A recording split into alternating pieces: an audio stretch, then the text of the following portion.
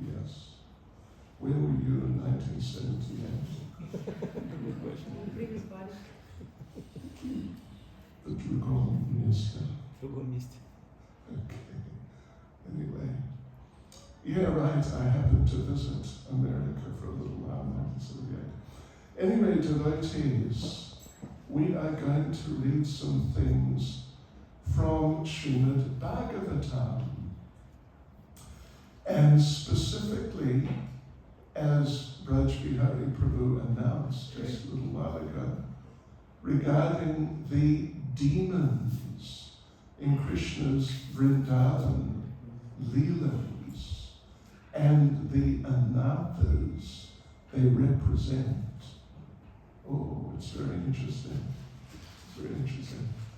And it's a combination, it's a combination of the pastimes, the Leelas, and some philosophy and some understanding and practical ideas, what you can do to help yourself deal with anathas. Yeah, this word anatha, artha basically means sort of classically in Sanskrit, artha, really, means something which is useful, helpful, beneficial. This is artha. Whereas anartha means something, you could say something which is useless, or even worse than useless, is actually detrimental. It's bad for you. That's the basic idea. Right. And one of our great acharyas from not so long ago, 100 years or a bit more in the past, Srila Bhaktivinoda Thakur, he examined the Leelas of Krishna while he was in Vrindavan. Means basically his childhood Leelas and kind of early youthful Leelas. And he explained how each of the demons who Krishna killed represents a particular anatha, something like a habit. I mean, different things. Some of them are habits. Some of them are like misconceptions. But these things are not good for you, they're bad for you.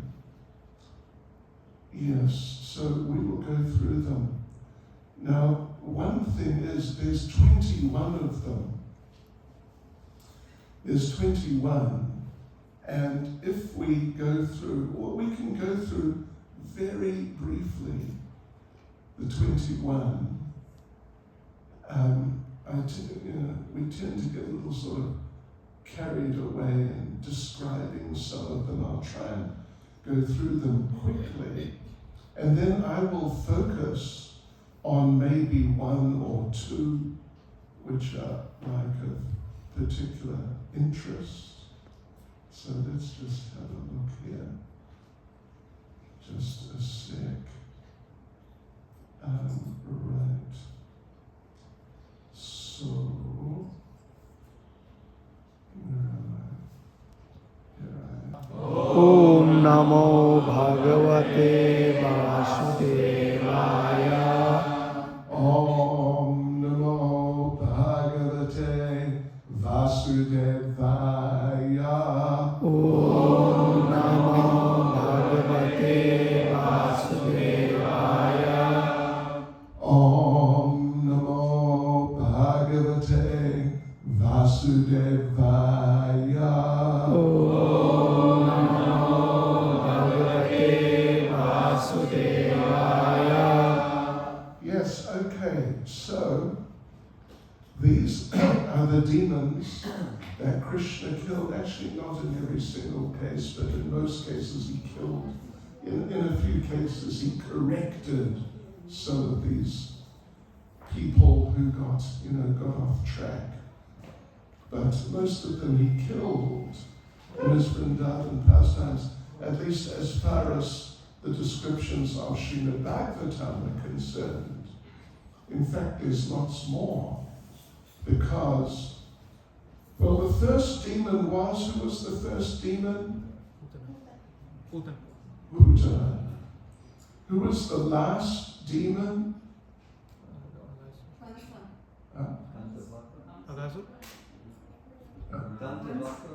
Oh, okay. No, we're talking about in Vrindavan, not outside. Vyodasura was the last one, right? So anyway, let's just run through. Well, there was many more.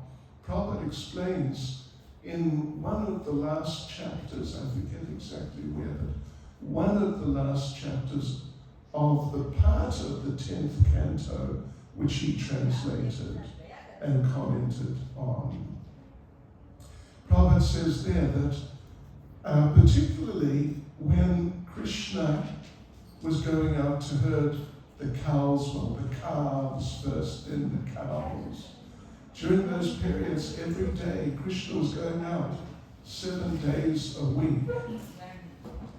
7 days a week.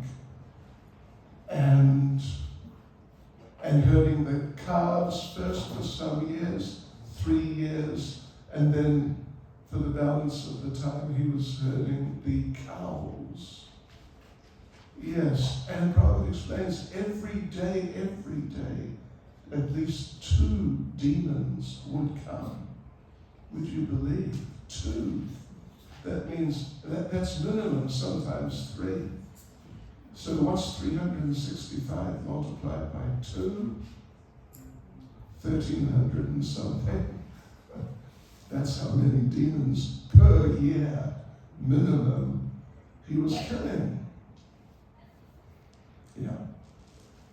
So, but the Bhagavatam only refers to and describes 21 of them, because they're kind of like very prominent ones actually.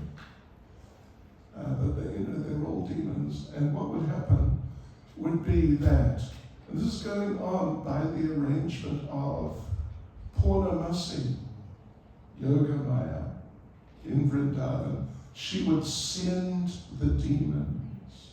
They had to come, but she would send them sort of strategically at particular times. The first one in the day would be around 1 o'clock, and Krishna would fight with the demon and kill the demon, and that was a sign. All the cowherd boys knew it's lunchtime now. Dead demon, lunchtime. And then she would send the second one, because generally there was 2, and there's only on a few occasions there were 3.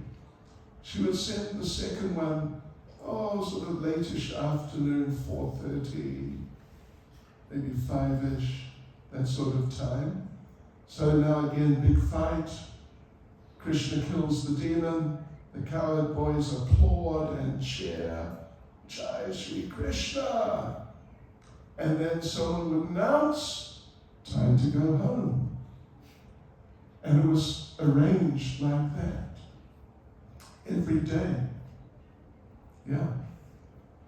So, that's how it was working with Krishna in his pastimes, particularly when he was doing, first of all, the calf herding, and then the cow herding later on. So, the first one, at least according to the Bhagavatam, she was actually the first one to come, was Putana. And Putana represents, in terms of an anatha, she represents the pseudo-guru. The pseudo-guru. What do you imagine? Pseudo-guru. Like the false guru, you can say. Which can be in 2 forms. One is a person who is giving wrong teachings in the names of spirituality or God or like that. but it's all wrong. And he's sort of fooling people, and people are wasting their time and getting deviated. People who actually have some interest in these things, but now they're just being sent down the wrong path. So that's one manifestation of the pseudo-guru. The other manifestation, devotees, is, believe it or not, your mind. We all have minds, don't we? Sometimes your mind has a mind of its own, and just, and sometimes your mind rebels. I mean, sometimes the mind goes really off track and people get some sort of psychosis even, or something of that sort.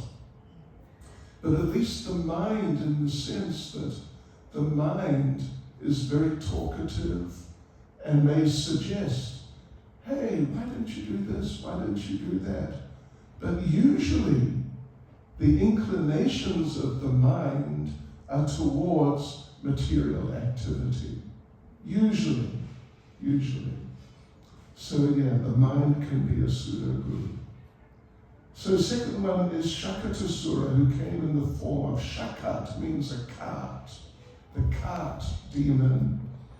And he represents the tendency to carry a cartload of bad habits and attachments from your earlier days, or even previous lifetimes, it can be.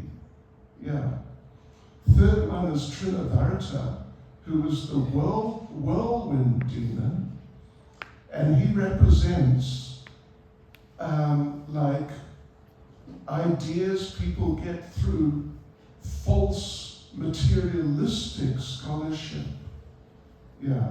bogus philosophies, which have a blinding effect, like a whirlwind. If you've been in a whirlwind, I mean, not a tornado, they're too dangerous, but just a whirlwind, your eyes can get really messed up, and you can't see. So that's Trinavarta, the whirlwind demon, the whirlwind of false ideas. Fourth one is the deliverance of Nala, Kuvera, and Manigriva, the sons of Kuvera. Basically means the Damodar Lila, if you're familiar with that. How Mother Yashoda, anyway, it's a long story, but she had to tie up Krishna, and then she went and did something else, and he crawled away dragging this wooden grinding mortar he was tied to. It became stuck between two trees, which were Nala, Kuvera, and Manigriva. They had been me, Lord Brahma. So he stole the cowherd boys and calves to try and frighten Krishna. That, where have they gone? What am I going to tell everyone's parents when I go home on my own? And the parents asked, where's my son? And Krishna said, lost him. He's gone. So it was a real situation. And this represents the anartha of thinking that the Lord's opulent features, powerful features, are higher than his sweetness. Yes. So in Vaikuntha, Krishna he's there as Lord Narayan, and he's just the big, powerful Lord. Right, and everyone bows down to him. But in Vrindavan, people don't treat Krishna like that. But they play with him. Sometimes, like Mother Yashoda, chastises him, ties him up, if she feels he's being naughty. So those sweet pastimes in Vrindavan, they're actually higher than the formal, kind of very glorious pastimes of Krishna as Lord Narayan, where he is the Lord, and everyone bows down and worships him. Number 9 is Dhenukasura, who is in the form of a donkey. Yes, he represents. Now, interesting point is Dhenukasura was not killed by Krishna. He was killed by Balaram. There are 2 demons, as described in the Bhagavatam, who were not killed by Krishna, but were killed by Balaram. This is one, Dhenukasura, the donkey demon, and the other was Pralambasura. So Dhenukasura, in the form of a donkey, represents the mode of ignorance. Then next, number 10 is Kaliya, the Kaliya serpent, who represents the anartha of poisoning the hearts of devotees with sort of like nasty talk.